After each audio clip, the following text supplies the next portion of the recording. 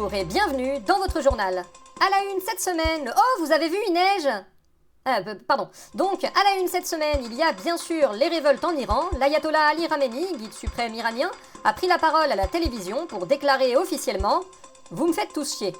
En France, face à l'impasse du budget de l'État, le premier secrétaire du Parti socialiste, Olivier Faure, a proposé au Premier ministre Sébastien Lecornu de renommer le 49.3 57.8 afin de pouvoir l'utiliser quand même. L'année 2026 commence et avec elle, la continuité de la présence d'Emmanuel Macron, qui est encore président de la République pour environ 1 an et demi. Mais putain! Mais bordel, il veut pas partir, hein? Oh, saloperie, va!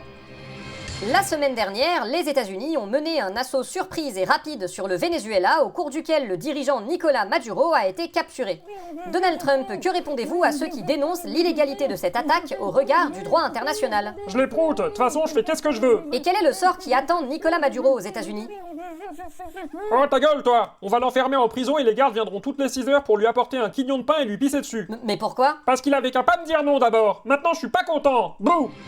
Donald Trump ayant obtenu son trophée au Venezuela, son appétit se tourne désormais vers l'Union européenne et plus particulièrement vers le Groenland, qu'il menace désormais ouvertement d'invasion militaire. Ursula von der Leyen, en tant que présidente de la Commission européenne, que répondez-vous à ces menaces? Ursula von der Leyen? Eh oh! Hein? Oui, c'était quoi votre question, pardon? Eh bah, le Groenland, comment vous faites pour que le Groenland ne se fasse pas envahir par les États-Unis? Bon, vous êtes drôle. Mais non, mais c'est sérieux là, ils sont vraiment en train de demander à l'annexer. Ah bon? Et bah faites quelque chose peut-être, je sais pas. Ouais, on va regarder, ouais. Vous inquiétez pas, va.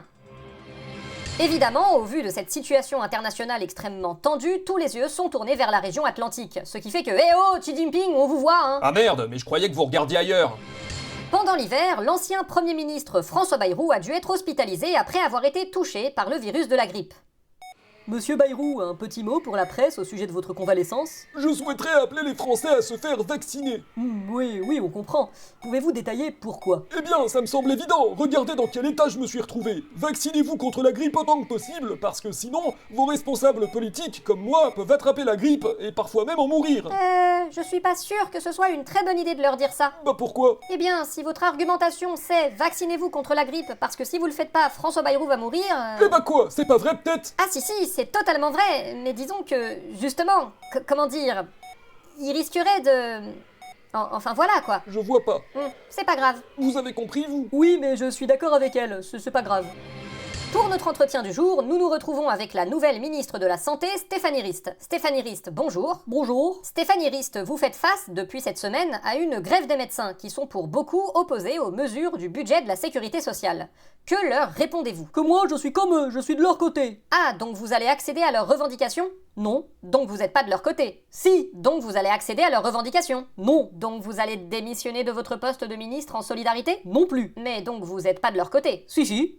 Du coup, pour resituer le contexte, les médecins libéraux sont opposés au fait que le gouvernement veuille fixer des quotas maximum d'arrêt maladie pour lutter contre les arrêts de complaisance, entre autres. Tout à fait. Sauf qu'en faisant ça, vous allez forcément vous retrouver face à des médecins qui seront obligés de refuser des arrêts maladie à des gens qui en auront besoin parce qu'ils auront peur de dépasser leurs quotas. En effet. Et donc, il y a des patients qui vont se retrouver obligés à retourner travailler en étant malades pour des raisons administratives. Effectivement. D'accord. Et sinon, maintenant, les médecins qui ne sont pas conventionnés secteur 1 et 2, donc ceux qui peuvent pratiquer des dépassements d'honoraires, maintenant leurs prescriptions ne pourront plus être remboursées. Oui, je confirme. Donc, sachant que les consultations de ces médecins sont déjà souvent très chères, vous allez rendre leur prise en charge encore plus chère parce que quelqu'un qui aurait cassé sa tirelire pour voir un médecin au tarif non remboursé ou très peu, il sera en plus obligé de payer tout ce que le médecin lui aura prescrit. Exactement. Et ça ne vous dérange pas? Bah non, moi j'ai de quoi les payer les consultations à 100 balles. Et concernant les revendications du syndicat de la médecine générale, classé à gauche et qui refuse de prendre part à la grève parce que eux estiment que les médecins grévistes veulent surtout défendre les privilèges de leur corporation en étant par exemple contre la limitation des dépassements d'honoraires? Bon, j'en ai rien à foutre, j'ai de quoi les payer les consultations à 100 balles. Ouais, en tout cas, on peut dire que vous n'êtes pas du côté des patients. Nous vous souhaitons une fin de journée. À bientôt.